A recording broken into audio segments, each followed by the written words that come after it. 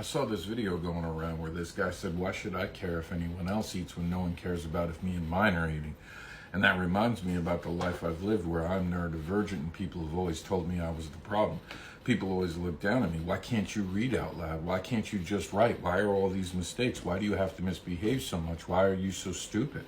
Words like that just tarnishing any idea of an ego I could have in the future. I've had to live through the trauma of all the things that people have put me through, and I have to sit here and take all this abuse. Why should I have to care about anyone else in the world? Why should I have to even try to help people? Despite all that, I became a comic book advocate. I helped other people blow up their stuff while I was left behind and my stuff wound up on the shelf because they didn't want something in a way that would support me. They wanted something that they would get support, put me as an employee, and tell me how I was doing the job for them wrong that they were never paying me for.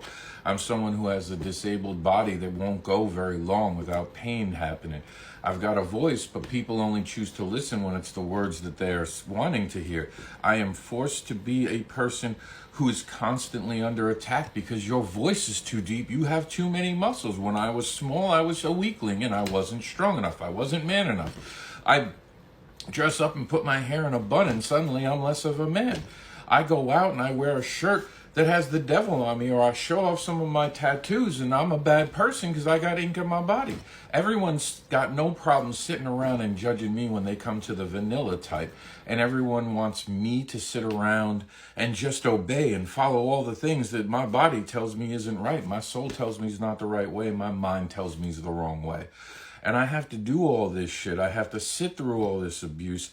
And then people expect me to help other people. People expect me to be a good person. Why would I choose to do that?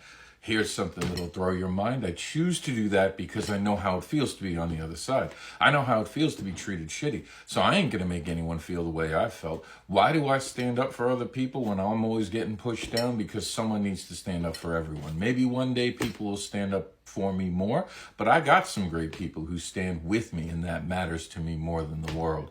I'm going to keep being who I am. I'm not going to beat other people down. I'm going to correct people as often as I can, and I'm going to create as many fantastic books as I can. Maybe no one will love them until I'm dead. Maybe no one will love them at all. But it doesn't matter because I created something, and I can say something most people can't.